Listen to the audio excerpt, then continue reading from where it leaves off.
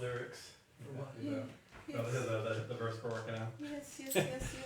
We don't know, got used to the shared screen now. You know? Come a little closer if you can, so because people begin to come a little closer if you can. Yeah.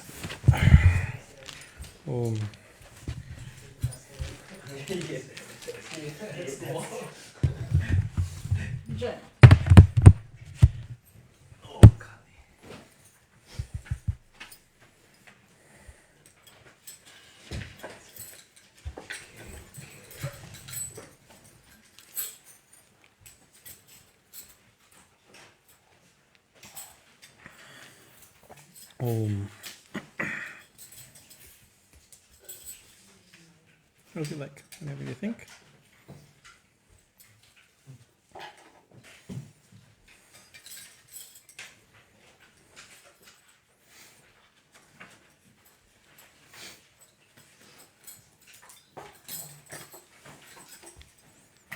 It's been a very long time since we've had a Saturday satsang.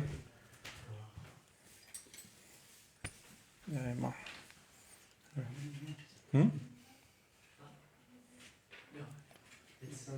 It's so 2018. Okay. Om Mangalam Gurudevaya Devyam Atriksha Mangalam Mangalam Bhakta Brindebhyo Sarvalokaya Mangalam Om Stapakaya Dharmasya Sarvadharma Sarupini Avatar Varishtaya Ramakrishnaya Mangalam Om Sarashiva Samarambam Shankarachara Majamam Ashmarachara Prayantam Bande Gurum Paramparam Om Guru Brahma Guru Vishnu Guru Deva Maheshwara Guru Reva Param Brahman Tasmai Shri Gurave Namaha Bhadrakali Namo Nityam Saraswati Namo Namaha Veda Viranga Vedanta Vijastana Evacha Sri Ganesha Sharada Guru Bhyo Namaha Hari Om Jai Ma Jai Ma. So after a very long time, we're starting again our Saturday satsangs. Of course, when Revered Swami Chaitanya was here, he gave satsangs even during the pandemic period. But we are usually when he's not here, we would give some class, and we stopped doing that, mostly focusing on the seminary. So we'll try to do the seminary and these classes again, God willing.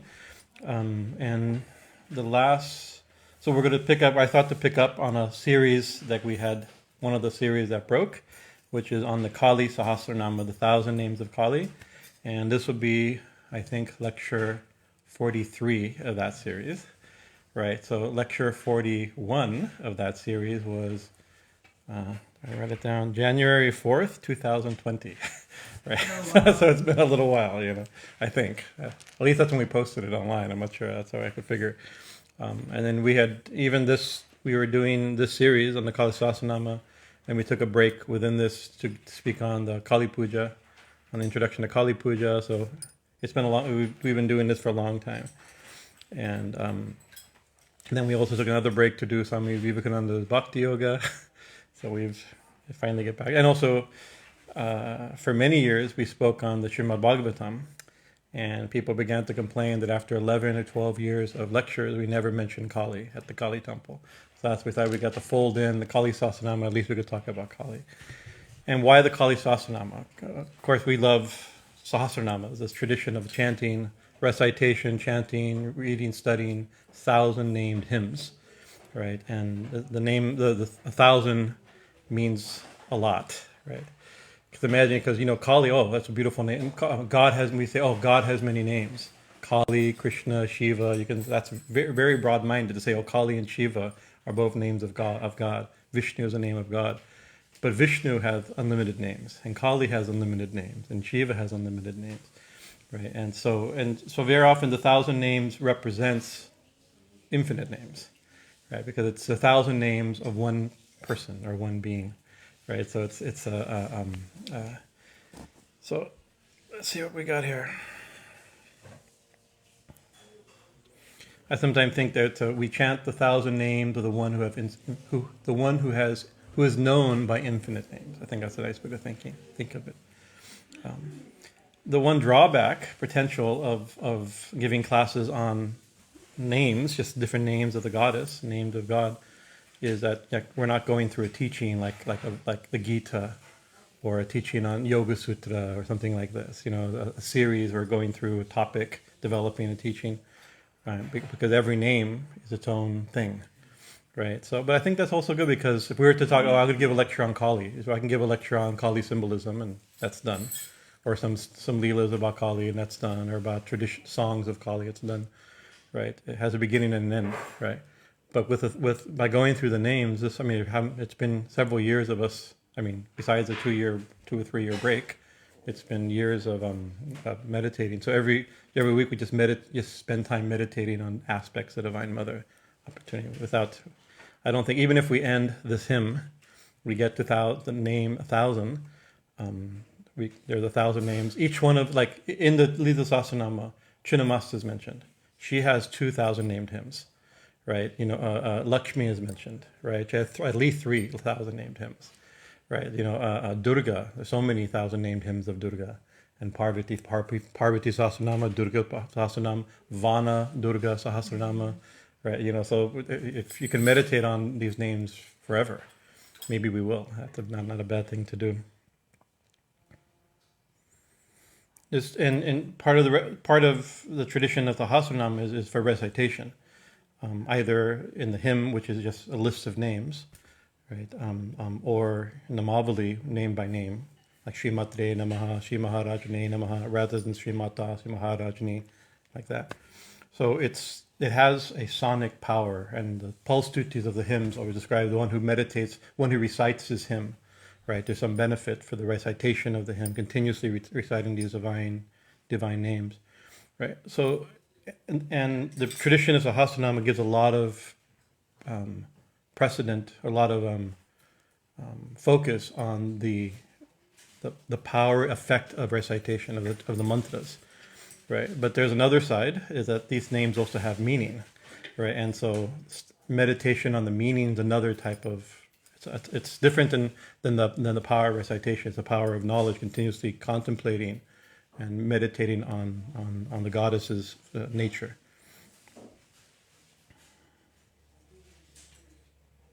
So because it's been 3 years, right? Almost 3 years, right? This January will be 3 years, right? January 20, that right? 3, I think so, right? My simple math isn't there.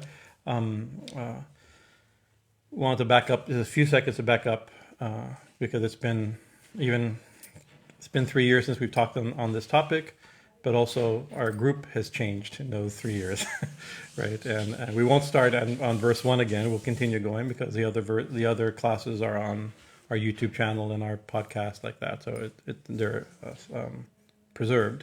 Those who want to catch up, we have 41 hour and a half lectures on the things for you to listen to if you're interested, or pick and choose the names you're interested in.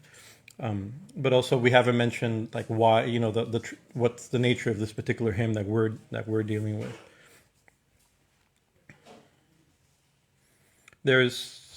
I'm trying to think, I know immediately I can think of 3 that I have in my files, 3 different Kali Sahasranāmas.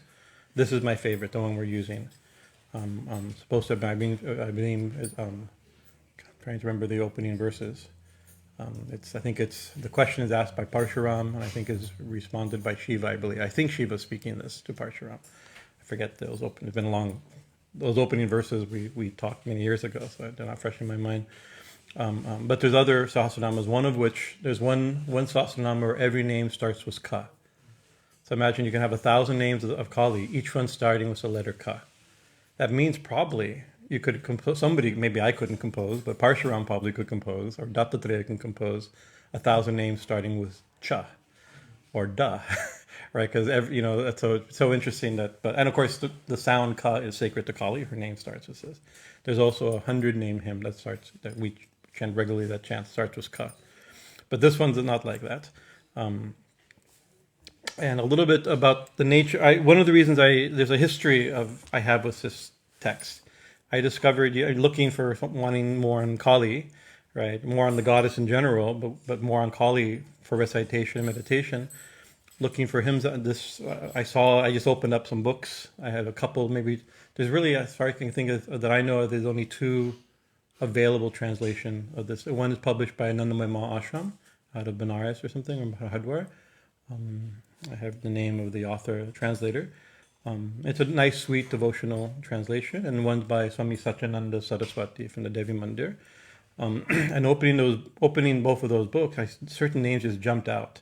Especially there was names that were clearly about the Sri Chakra and Sri Vidya, right? And that really struck me, right? But the thing that struck me is that both of the translations showed no knowledge of that they're talking about Sri Vidya. You realize that because both of those traditions are very specific, and Sri Vidya is a very different tradition from a different part of India to a different goddess, so it was easy to miss. But I was completely convinced that they focused my attention, and then we approached Pravrajika Gita Prana from the Vedanta Society, one nun Vedanta Society, who and showed her these names and showed her my frustration that this aspect of the text was missed by the two translations. So she decided, let's translate it, right? So she worked very, very hard and gave a very good translation. Then she took a few days off. I think she may have already been living in New York at the time in Ridgely Manor, and either she was here or visiting here, or she was in New York already. She came, spent a couple of days here.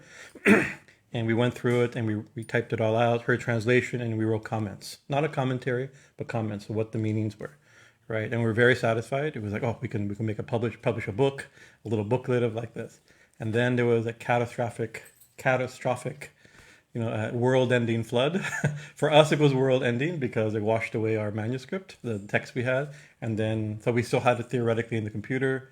Then, of course, floods wash away computers. The floods of time wash away computers, right? So we lost those files, and so they're gone, right? So I was very disappointed. I felt like, it was bad. We neither one of us were happy about this, right? But I just left it. But then I thought, what to speak on? Let's talk on Kali Sahasranāma. At least it won't be her translation and those comments we wrote together, right? But at least we could try to remember what we liked about the hymn, and over time, at least, maybe. As I go through it, we're kind of retranslating them, right? And so maybe I'll eventually have her check what we've done, because she has much greater knowledge of Sanskrit than I do. But the reason I liked it was so nice working with her, because she has broader knowledge of traditions that most people don't. My frustration with the existing translations, they were sincere and accurate. Most Sanskrit was accurate, sincere translations.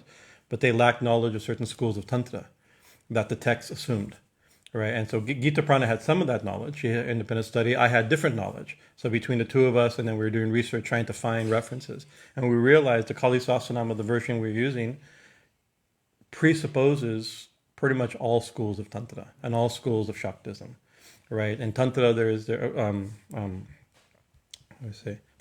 about Shaktism. There's two, if we think of Shaktism, we can think of it, there's many ways to think about these things, but two ways we can think of it. One is philosophical, right? There's a philosophy of Shaktism, which gives Shaktism is the worship of Shakti, giving precedent to Shakti, right? And that we'd like Shaktivad or Parinamavad, that this world is a manifestation of Shakti. The one Shakti, the Shakti aspect of reality has become this world. Right, so that's the philosophical background for sure of this text, right? And then another aspect of Shaktism is sectarian. Like out of the different, there's Vaishnavism who hold Shiva. Wow, I'm gonna already should leave now. Vaishnavism holds Shiva as supreme. Vaishnavism holds Vishnu as supreme.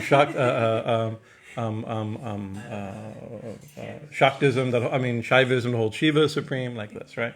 And so Shaktism holds Shakti as supreme, or the goddess as supreme, right? So this is definitely in that category of Shaktism, to philosophical Shaktism, right? As well as sectarian Shaktism that holds not necessarily Kali as supreme, although as a Kali text, she's being glorified as supreme, but very strong idea that the Devi, the goddess, is the supreme reality, the highest reality.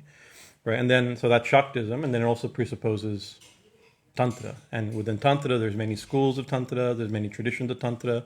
Nowadays, I think we used to say, my original notes when I started this series years ago, it was like it has within it Dakshina Marg Tantra, Vama Marg Tantra, and Kala Marg Tantra. even though three categories are probably not the way scholars would describe Tantra anymore. Different kulas and things like that, but still, I think that's more or less correct, right? So there's some verses that are just that are esoteric in the sense that they wouldn't be understood unless you're trained in a certain school of Tantra, right? It's like certain names. Today we'll get certain names. Certain names, like we'll have a name like our first name we're going to do today is what is it here? Sunandā, right? Sunandā. So Sunandā has a simple meaning. But it's also an esoteric tantric meaning. So we'll talk about that. So it's like without knowledge of certain types of tantric deity worship, that name, just as itself, it has an auspicious meaning. So that's a good name. But without knowledge of that school of tantra, you'd miss that meaning. There's lots of things like that. And then thinking about the different names as we've gone through them, and as we'll go through them, the names can fall into. I've noticed they fall into certain categories. Some names are about describing Ma's iconography. She who has a garland of severed heads. She who holds a sword. She who has a lolling tongue. She who dwells in a cremation ground. Right. So these are the type of things that describe she who is black. She who is smiling. She who has three eyes. She whose third eye resembles a rising sun. She who has fierce teeth. She who shouts fiercely. Things like that. These are names. They're in my mind because these are names we've gone by already. So those are one type of. Of course, they could just describe her iconography. Each one of we can talk about the meaning of that iconography, the philosophical, theological meaning, which we did and we will, right? Then another category names are her leelas, right? These are describing scenes from the Chandi, scenes from many Puranas, and actually we found many folk stories. There's folk stories that are referenced by the different. Even some of these esoteric names we'll talk today are referring to a story that's famous in Shiva Purana, Matsya Purana, right? So it brings all those things together, right? Then there's Ma's manifestations or avatars, right? So like Chinnamasta or Durga or Lakshmi, right? But that also assumes that Chinnamasta, Durga, and Lakshmi are forms of Ma. Right, are the same goddess. Because you can think of them as different goddesses.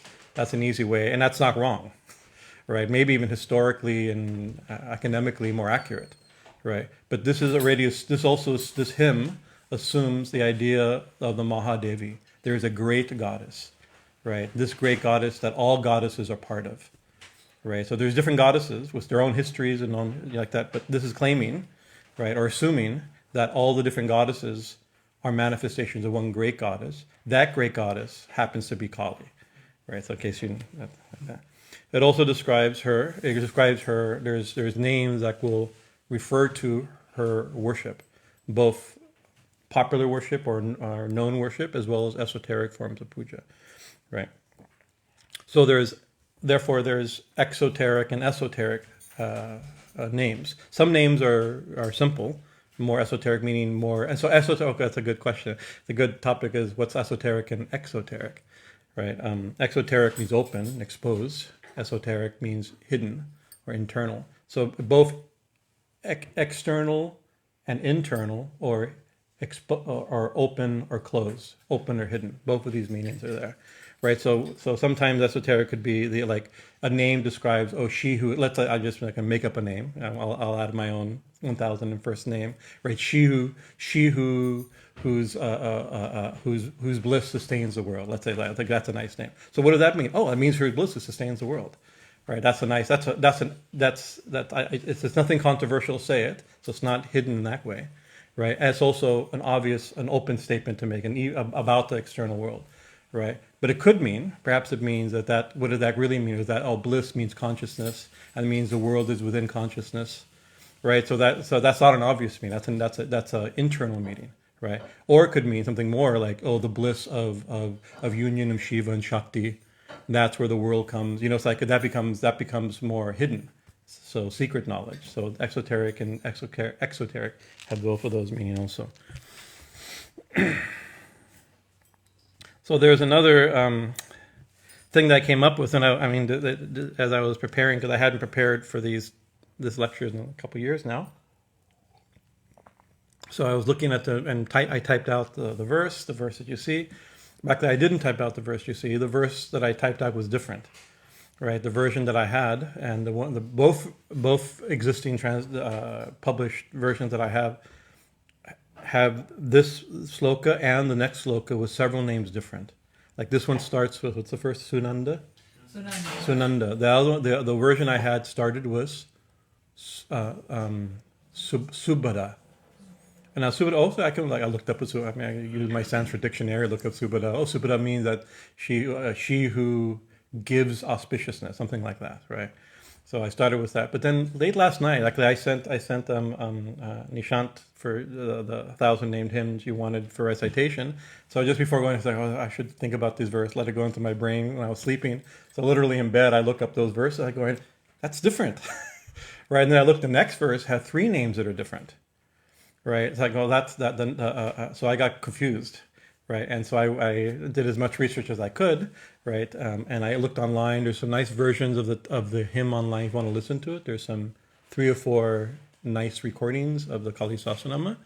And I looked at the verse, all of which had this version, not the version that I had written, right? But there's one that had recitation, and then it had transliteration of the verses as the verses came on the screen on YouTube, right? And so they said sunandā, sunandā,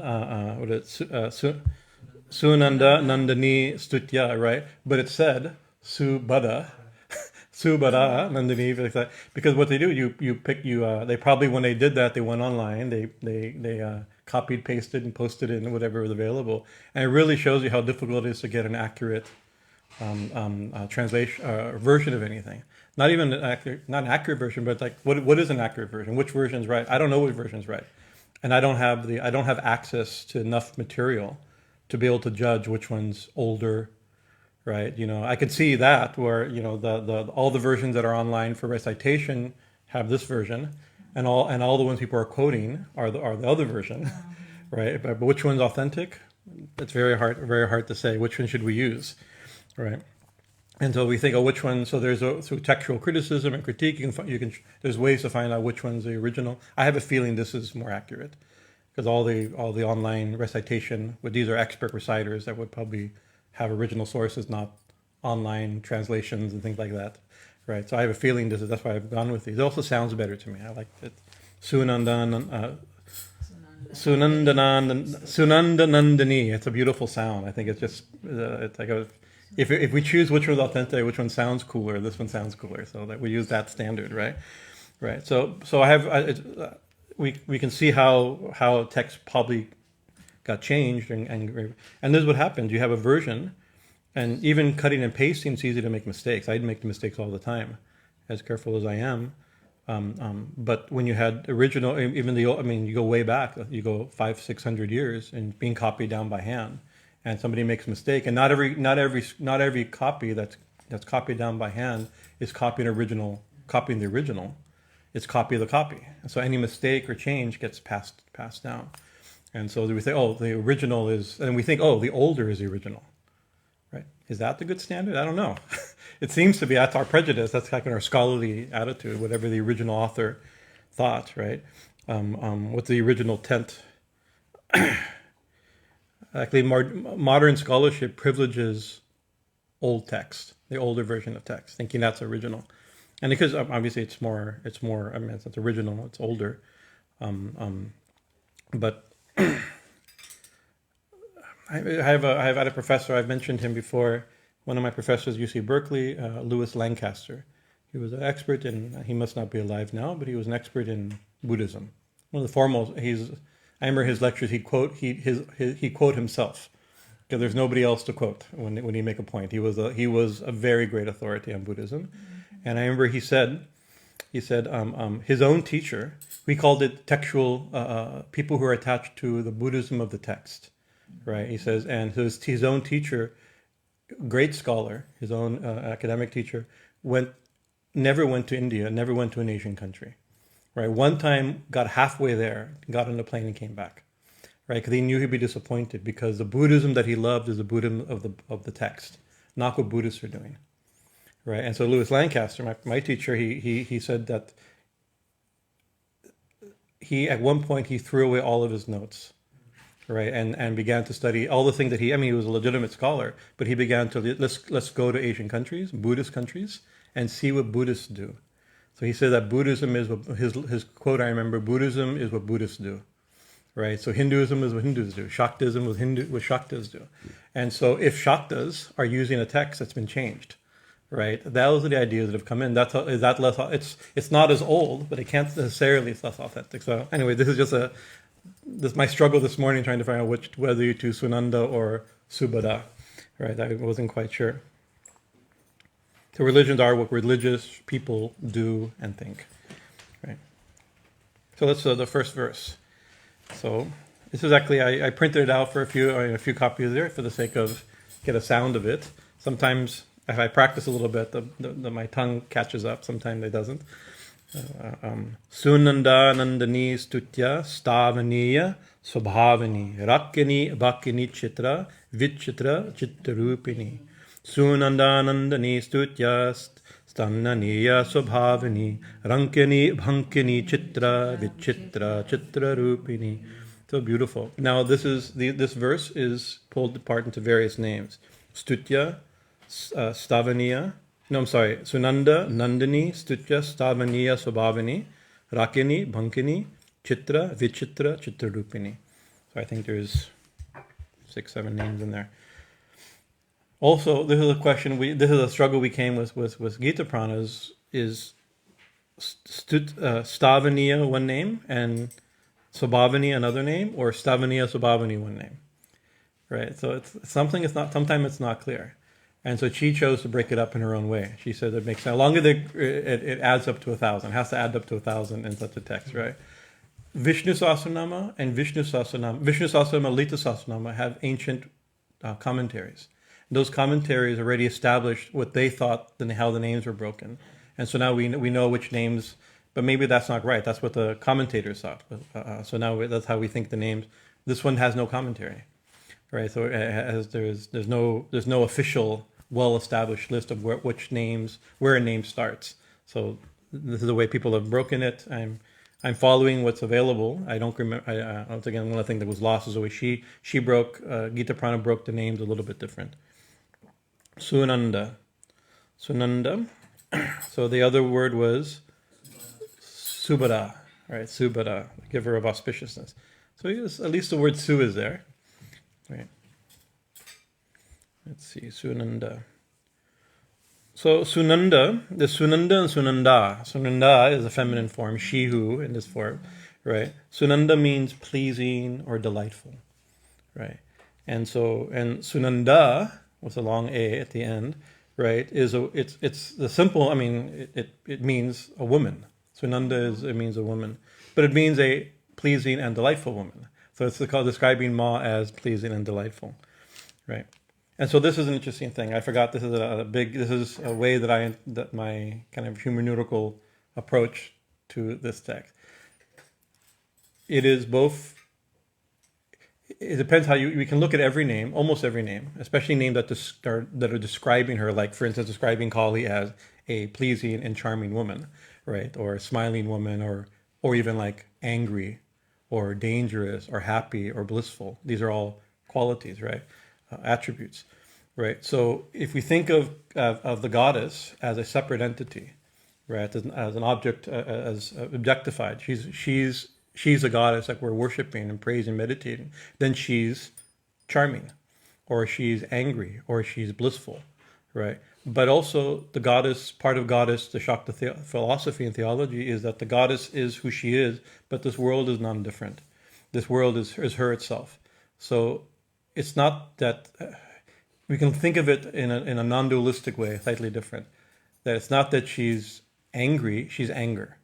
It's not that she's beautiful. She is beautiful when thought of separately, but she's beauty itself.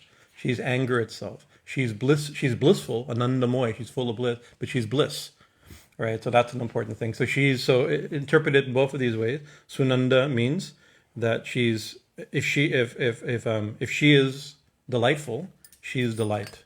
If she is beautiful, she's beauty. If she's charming, she's charm, I guess is the way you say it, right? Right. She's delightful and delight, pleasing and pleasure, right?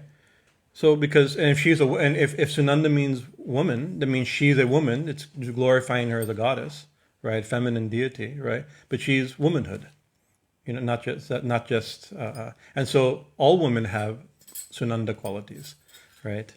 So that's her. So that's the kind of the exoteric version of the name, right? Now we can go on the exoteric, requiring at least esoteric in the sense being requiring knowledge of a specific tradition, right? Sunanda is also the name of a tantric deity, a tantric shakti, right? So it's both Ma Kali is Sunanda. She's a charming, beautiful, pleasant woman, right? But she's also it's also the name of a auxiliary deity worshipped during Kali Puja, like this.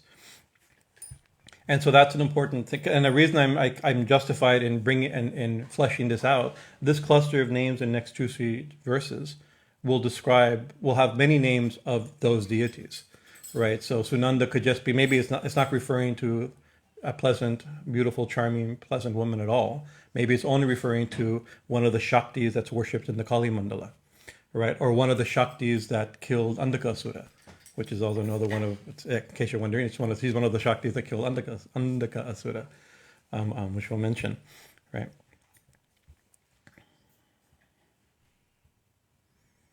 So the Kali Avarana Puja, the worship of the circuit of the goddesses. The tantric has called Durga Puja Tattva, right? Is a text that's describing the essence of Durga Puja and Kali Puja. Describes that she's one of these Avarana deities. This idea of the Avarana deities is a characteristic. If we were to, there's many characteristics of Tantra in general. There's no single characteristic of Tantra. It's a family resemblance theory, right? But one thing can be said in general about many tantric forms of worship is that it's mandala oriented. Of course, we all yantras and mandalas. One of the things that Tantra uses yantras and mandalas, like Chakra and Kali Yantra, right? But more than that, just the geographic or geometrical designs of yantras, there's a mandala idea that there's a central deity surrounded by other deities that manifest their energies of that central deity. An example would be like Radha and Krishna in the center, surrounded by 8 gopis, surrounded by 108 gopis, surrounded by 16,000 gopis. So that's a very tantric theme. The way of meditating on one end, its energy is expanding or serving like this. In the Sri Yantra or in the Kali Yantra, Shema is surrounded by on the square there's different deities. In the petals there's different deities. In the triangles there's different deities. And they're seen as aspects of the central deity or powers of that central deity. It's a very common theme. So Sunanda is one of those deities. Right, one of the deities that surrounds Devi in the Kali or the Durga Yantra, right? Avarana, they call the Avarana devatas or Avarana deities, right? This cluster of names also has many names of Avarana deities, but also like bhaṇkinī and dakiṇī and shakiṇī. These names will be there. Those are those type of deities, but they're also related to the chakras and our own chakras. These deities exist in our chakras as per certain tantric understandings, and they also relate to syllables, right? So you can see there's a bunch of I can't say competing interpretations, or stacked interpretations, right? That could be understood.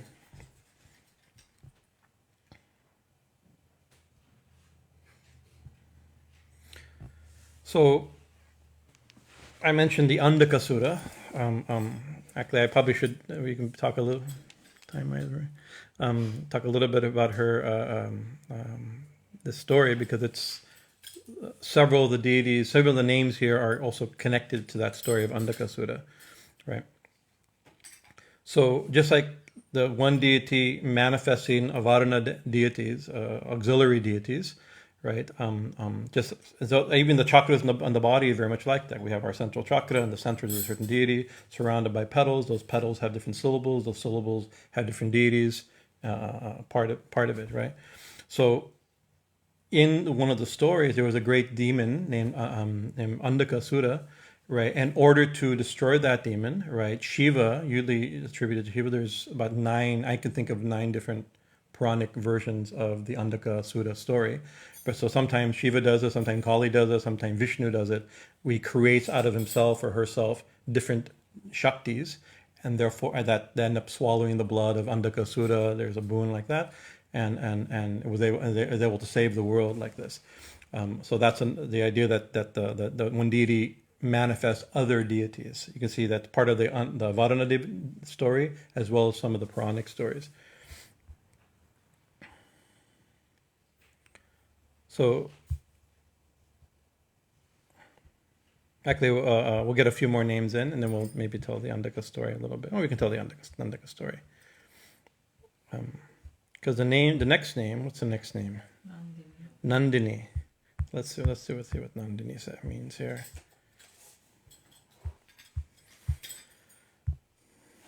Nandinī. So what does so it's like sunandā means, the simple meaning is a charming, pleasant woman, right? So the simple meaning of Nandinī is somebody who gives delight, not somebody who's delightful in the last one. This is the one who gives delight, Nandinī, right? It's also in the it's in the Lita Sahasranāma, I think 420, 421, something like that, and 450, I think.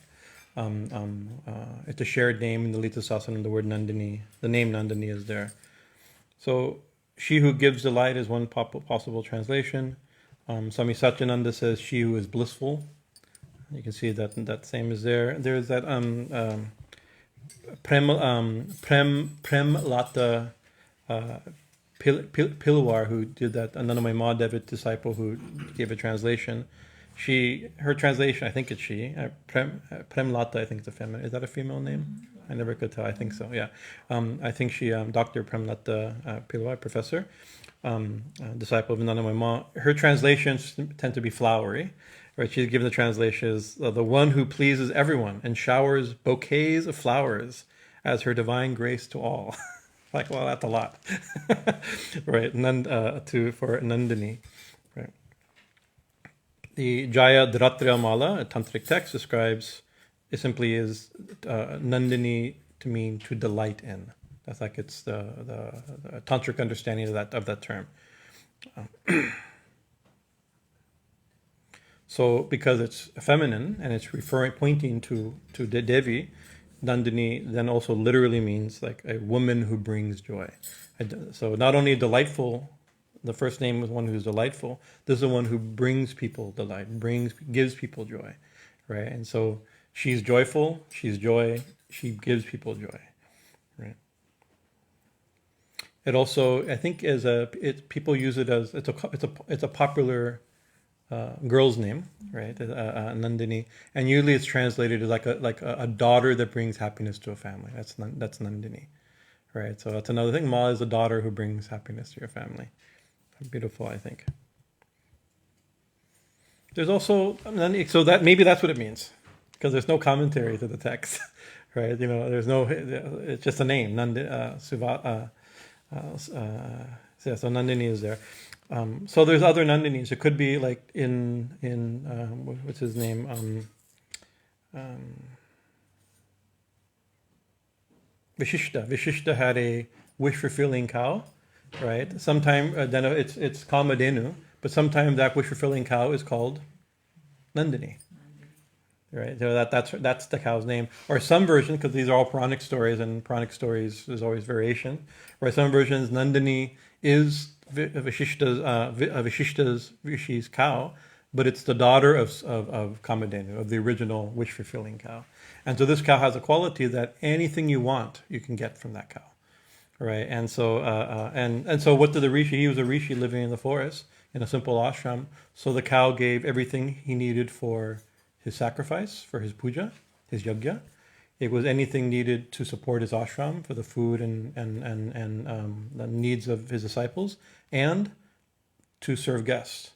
These are the three things, very, very important in this Rishi's life. Should be very important in our life. For our own puja, for our sustenance, and for the serving of guests. These are our three proper uses of our resources: puja, survival, and service, right, to others, right? There's of course famous story. I think who was a king. You know the name of that king? And some king went visited that Vashishta's ashram and saw him. Oh, you've come! No, wonderful, right? So, and he came with like a whole army from hunting or something like that, or they're looking for water. It's like, oh, no problem. And from this cow, he got everything he needed, enough food and milk and butter and everything to feed his thousands of armies of this king. I haven't remembered the story perfectly. I'm just generally telling the story. And so and so the king's like, oh, that's a great cow, right? I should have that cow. King Rishi doesn't need that cow. Kings need that cow. We have so much to do. We have to supply our whole kingdom, right? So he says, I'm taking that cow. So he comes and is given that cow, allowed him to serve the king and his army as guests. And then now his response is to try to steal it, right? I believe the story is he grabbed his danda, and from his danda, another army came out of Vashishta's danda and defeated that army. Right? There's another story about dandas there. But think about that story. That story. That's her name is that the cow's name is Nandinī, so we can tell that story as one part of the meaning. What is it? It could be. It's been interpreted many different ways. One of the ways it's been interpreted is about the importance of cows. Right, because the cow, one of the names of the cow in the scriptures is Havir, means ghee. Not even ghee; it means offering of ghee. A cow is offering of ghee because without the Brahmins and the rishis doing yajna, offering ghee, the devas are not fed. The devas are not fed. Food and happiness cannot come to this world. Everything depends on the offering of ghee. Without a cow, there can be no offering of ghee. Right, so that's one thing a cow gives like that, and also from the cow we feed ourselves, no problem. We have milk, we have fertilizer like this, right, and we feed others. The three duties, so the gods, to ourselves and family, and to guests, are satisfied with the cow. The cow, so that's the Kālī, the Divine Mother, is the cow. By protecting and serving and raising, right, we can satisfy our needs for puja, for our family, and for society and for guests. Right, that's a big message, right? The cow, if you say, oh, the Divine Mother is that cow, the Divine Mother is a cow. The cow is also a symbol. The cow symbol of, what's the cow a symbol of all through the scriptures? Here we go. It's definitely holiness and purity. That's right. Yeah, it's definitely purity. But it's almost always identified with prosperity. That's right, but with the earth. Right, that Prithvi, right, we call it Bhudevi is seen as a cow, right, and many times symbolism, the cow, the bull is Dharma and the cow is earth, right, and so you see, and so nature, if we treat properly, not like the king who says I should own it and try to steal it, but like a rishi who's honoring the cow, honoring the earth, honoring nature, and gets enough for his puja, for his family, and for his guests.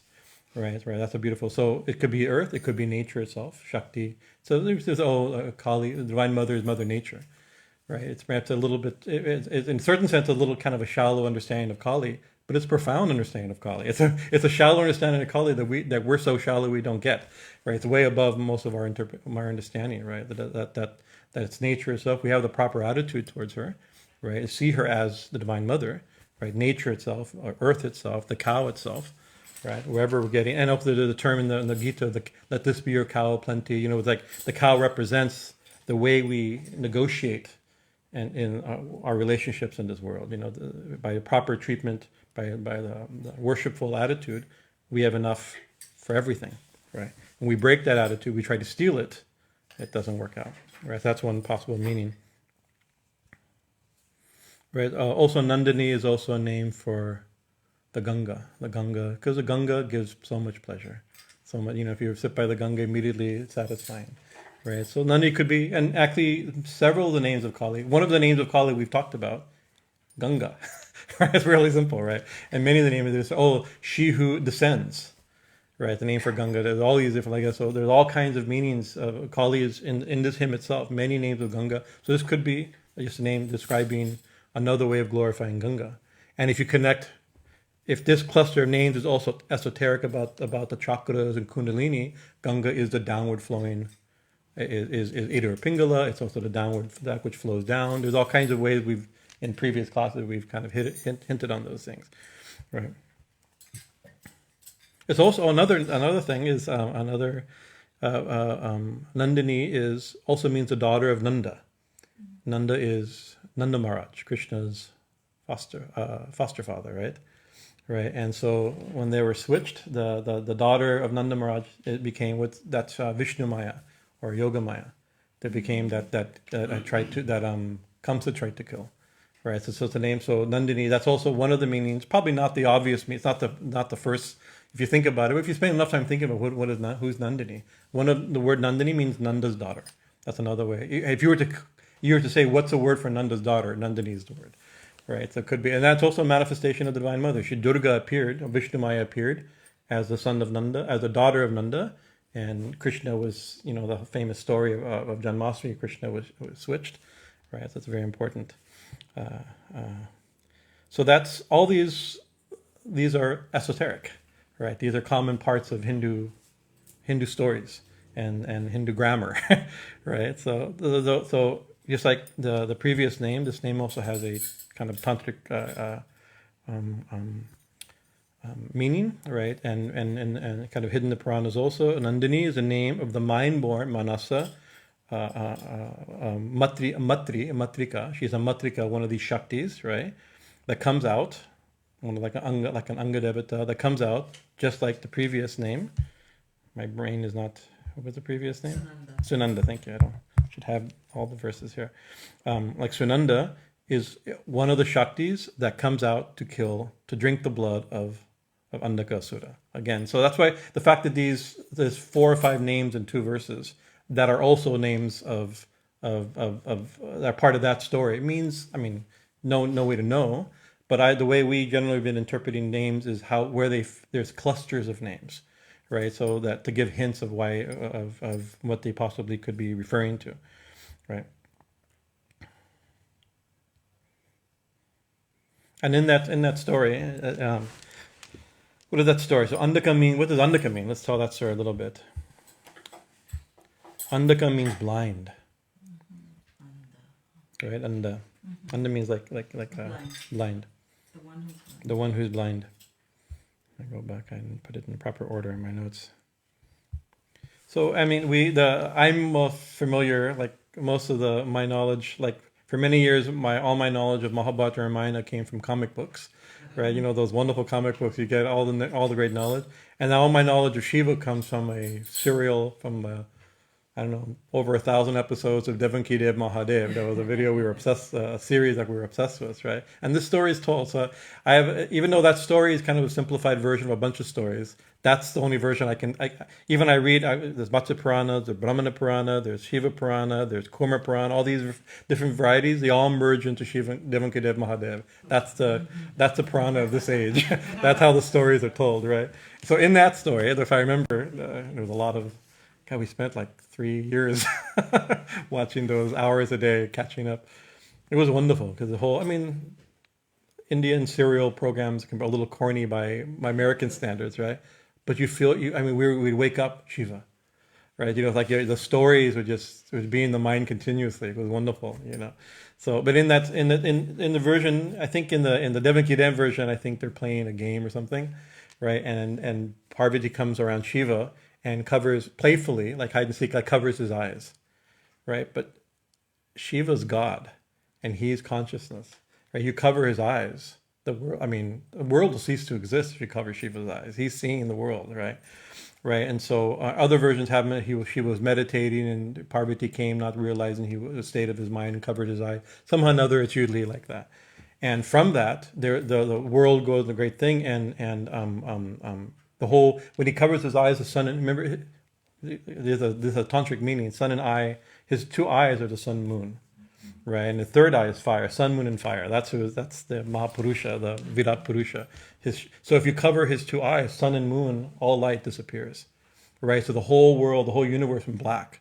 And Parvati freaked out in the story, and Shiva freaked out, right? The whole world, I mean, imagine the whole world, not only light, but life. Sun and moon is life.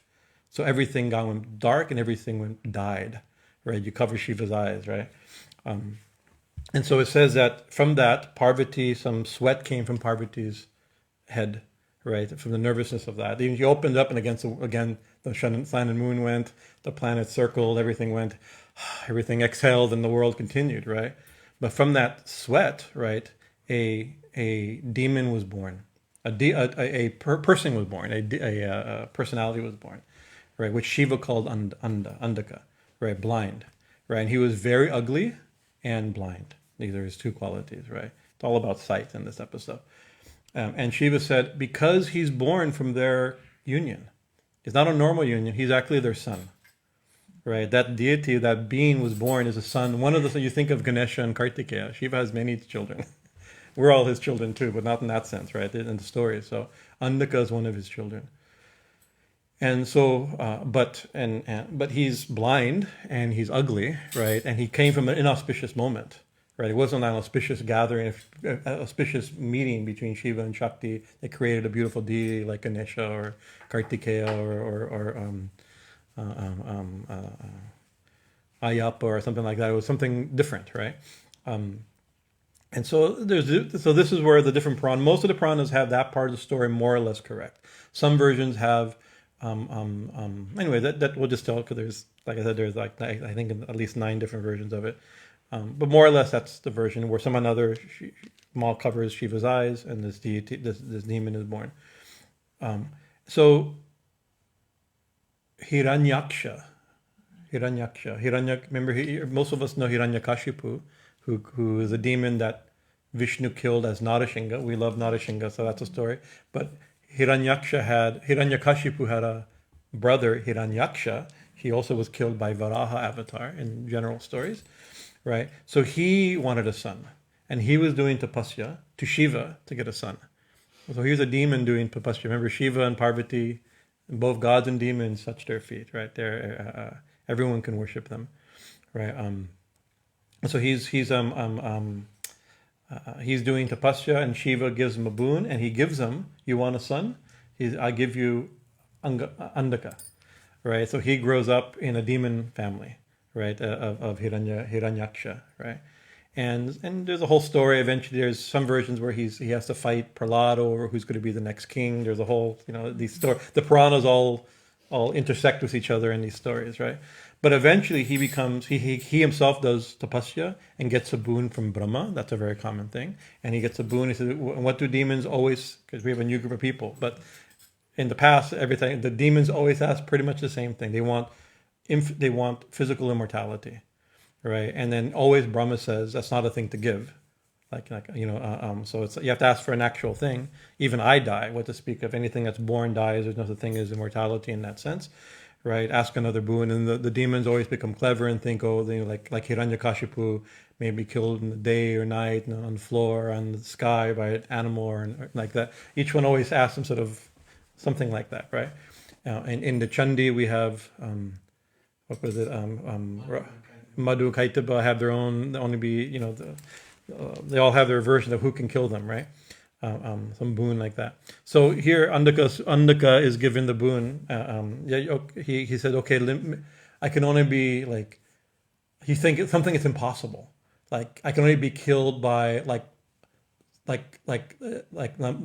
it's somebody who I consider like a mother who I lust after.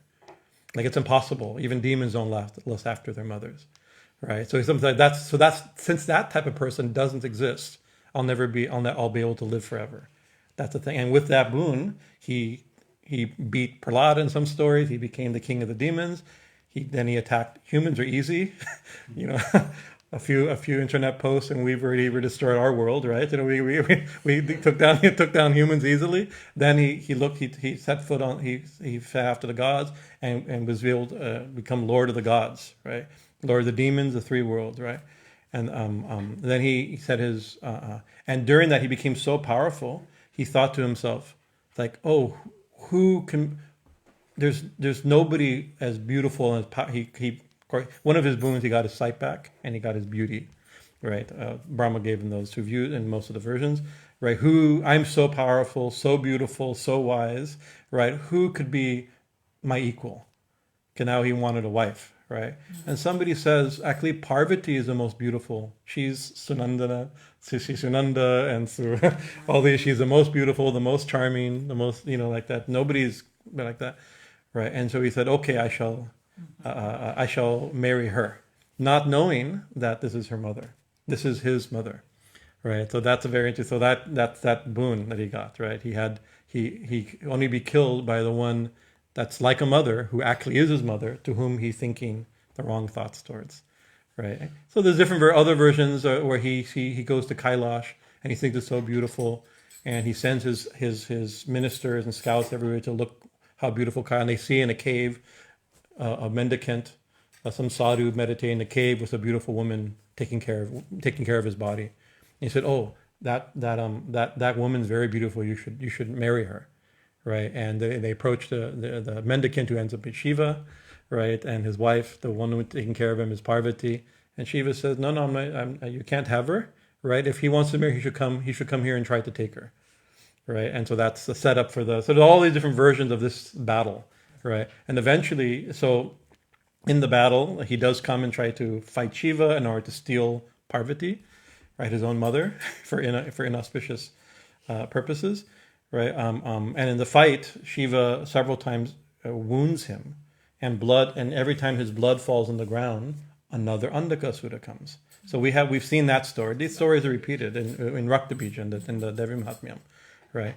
And so what do they do? So Shiva, in some versions of the story, sometimes Vishnu does it, sometimes Devi herself does it, creates a bunch of matris or matrikas. Nandinī is one of them, and sunandā is another one. Right, and several others in this cluster of names are these matrikas who, in the battle, as he's wounded, drink his blood, and therefore then Shiva is able to stab him on his. We have a new trishul behind us, right, on his trishul, right. But the touch of Shiva's trishul, right, wakens his consciousness, right. Of course, he drains his demonic blood out, right, and the Devis drink that, and then he wakes up spiritually. Right, and realize, and he gets, because he's in ignorance. Now, the symbolism of blindness is always ignorance, right? It's like he's spiritually blind. His eyes are open now, right? And so he understands that this is his mother, this is his father and his mother. Parvati is his mother, right? And that overwhelms him, and he feels so ashamed and guilty. And that shame and guilt also purifies him. The touch of Shiva's trident purifies him, and then Shiva gives him a boon: "You'll be one of my ganas." So he's one of the attendants, or the Lord of the hosts, right? Like Ganesha. Ganesha is the Lord of the Ganas. He's one of the Ganas he's the Lord of is Andaka, right? So that story, that's I think in the story, we're meant to think of that story here, because like I said, at least 5 of these names are connected to that story, independent of their normal meaning, right? I have like pages of this. So how do we interpret this story? I don't think we'll get past these 2 names today. We're already at 6:30. How do we interpret the story? Right, with stories, it's a story of spiritual blindness. What is he blind for? I mean, different stories may bring out different things. One we can think is blind of who Devi is, right? And we've already associated with Devi with the earth, right? With women, with nature, with goddesses, all kinds are just in these few names. We've really kind of hit on these things, right? We don't really know who any of these are or what any of these things are. If we did, our eyes would open and our attitudes would change, right? So, and also he's ignorant. One of the things he's ignorant and blind to is his source. He didn't realize until the end that he's a child really of Parvati and Shiva. So see, we can put ourselves in that position too, right? And also, this is also Jaima is also one of the ways of possibly one of the ways it's interpreted, right? Is as proper attitude towards the goddess also, right? Is that we shouldn't not only is like that we should see her as mother, not as lover, right? That Sri Ramakrishna would have emphasized this also. There's many relationships to have to the Divine Mother, but the Divine Mother, there's rasa bhasa. Not all relationships mix properly, right? And so the child, attitude towards child is very different, right? But also it's more than just that of, oh, we shouldn't think of, I mean, there's a goddess as our lover, we should think of her as our mother primarily, right? But it's how do I think, it's different than that, because he was not just, he wasn't actually romantically attracted. He wanted the power and the prestige. He wanted to control. And so that's an attitude. How do we treat the goddess? We treat her as mother. We serve our mother, right? We obey our mother and serve our mother. The only two relationships you're supposed to have here: do what they say and take take care of them. When you're a certain age, you do what they say, and later you serve them. These are your two type of thing, right? But he's trying, just like in the Chandi, the same thing. He's trying to, like, what is Shumba tell the Devi? He's like, don't make me, marry me, or I'll drag you by the hair. Right? It's like, oh, that's romantic, right? You know, it's like, right? That's the exact wrong attitude. We either towards the goddess, but towards anybody, towards nature itself, right? We have the wrong attitude. This is perhaps one of the meanings of this. One way that the Andaka tale has been told. And I think I actually originally had 2 verses planned. So we got 2 names of 1 verse, but that's the way it works. So I think it's already 6:40, so I think we'll stop. Let's see where we were here. Sunanda, Nandinī. That's only got those two names. Sunanda, Nandinī, stutyā, stavanīya-svabhāvinī, raṇkiṇī, bhaṇkinī, citrā, vicitrā, citra-rūpiṇī. One good thing about this, I don't have to prepare next week. I have my notes already. That's always good when I don't finish, because I don't have to work next week. Today, we should probably do arati, but if there's any questions or comments. When you say it, pronounce sunanda, when you're reciting it, do you say sunanda or sunanda? Sunandā. Yeah, it's a long A for sure. Okay. That's how it's spelled. How I say it may be wrong. And then the stavanīya-svabhāvinī. Stavanīya-svabhāvinī. Yeah, stavanīya, both svabhāvinī. Because svabhāvinī is, and the nandinī, I think a good way of describing it is the one who imbibes joy. Who imbibes joy, that's good. Yeah. That's good. But actually both of these names, besides part of this esoteric story and part of being chakra deities, avarana deities of a tantric, within tantric worship, just the 2 names are so beautiful, right? The one who brings the light, she's delightful, and she's delightful and she brings the light, right? So that's what a beautiful, you know. So you can say, oh, she's peaceful and she brings us peace. You know, it's that type of cluster. So just these 2 names, so how beautiful. We can think about these 2 names and the meaning of these 2 names, you know. And of course, something we all want, I mean, I think, delight, happiness, pleasure, you know, bliss, right? Charm, ecstasy, right? So we have to know who's charming and who will bring us, who's charming, who's charm, and who will bring us charm. Who's delight, who's delightful, who's delight itself, and who will bring us delight. Right, so this is our beginning of reigniting of this series. So thank you for your kind attention, and we have to go quick, and we'll do arati. So one of the things we're starting, we'll do this every Saturday until Revered Swami Chaitanya comes, and then we'll switch to his schedule, unless there's some problem, and we'll do arati. You know, these Friday, Saturday, and Sunday we'll be doing aratis in the evening.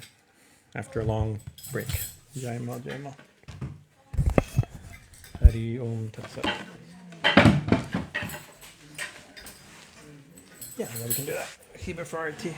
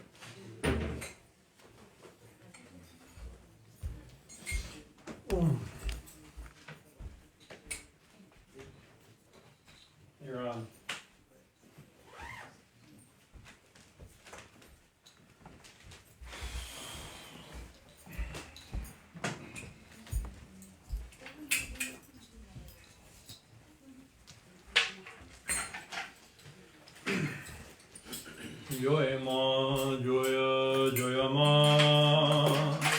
Joy Ma, Joya, Joya Ma. Joya Ma, Joy Ma, Joya, Joya Ma.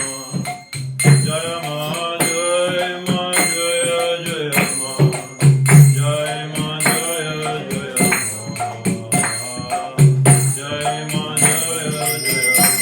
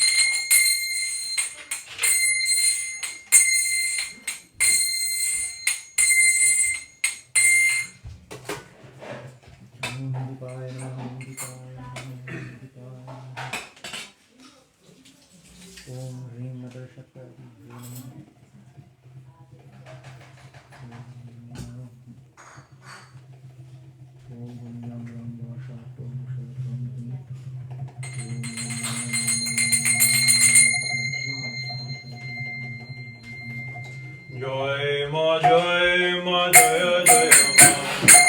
Joy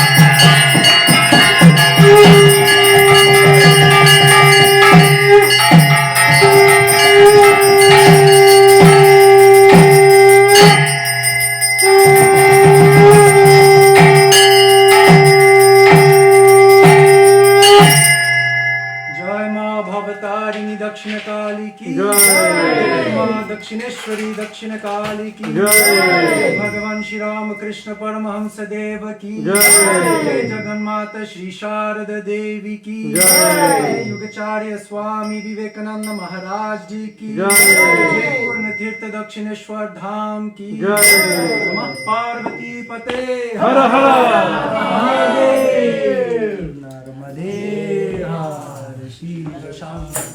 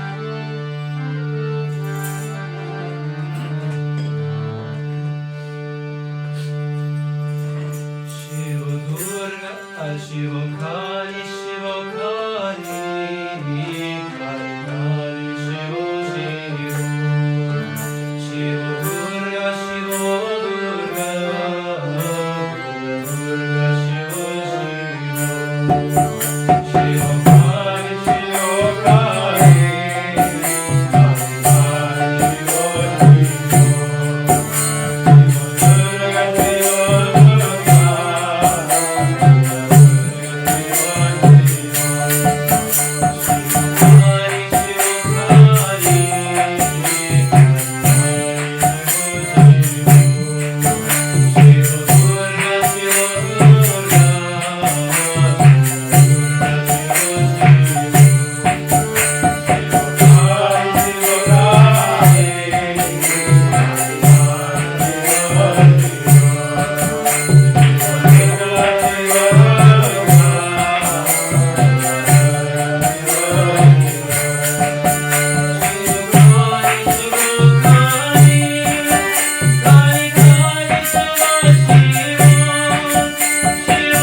Durga, Shiva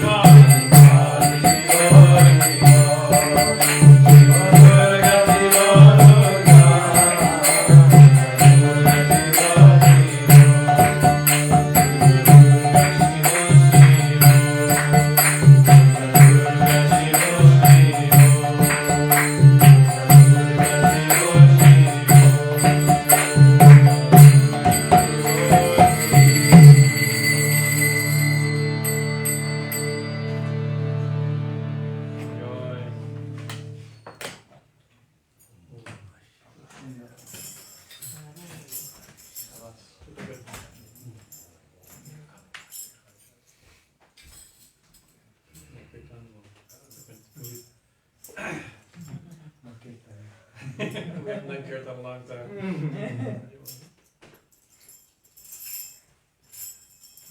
Do this. Excellent.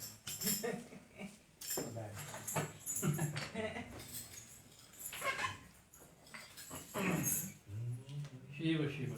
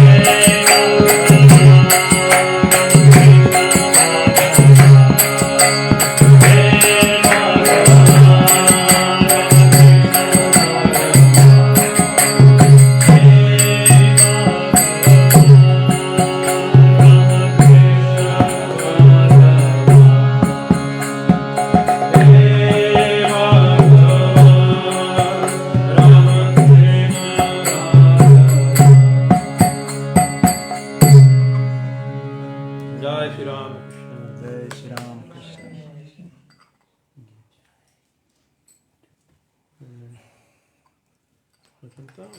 song.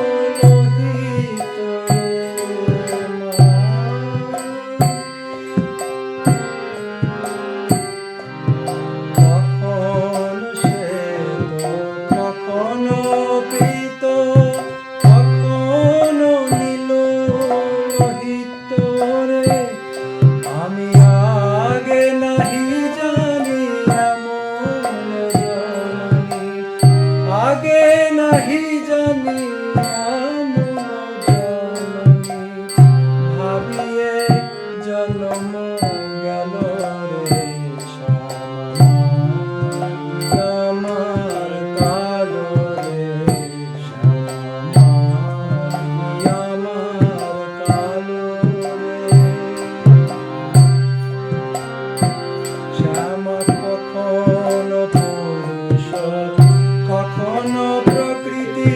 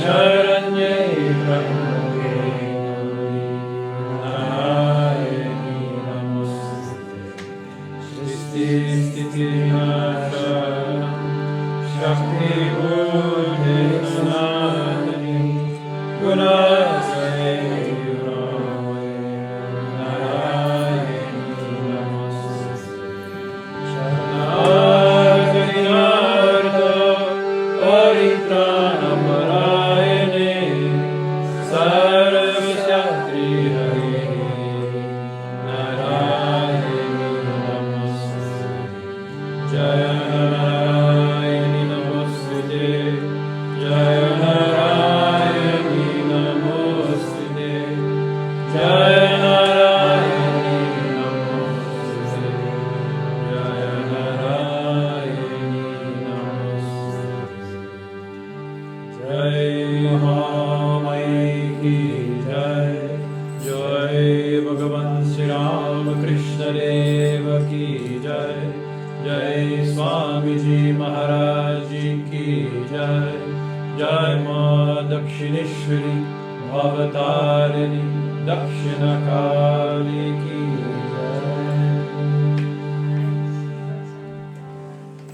Jai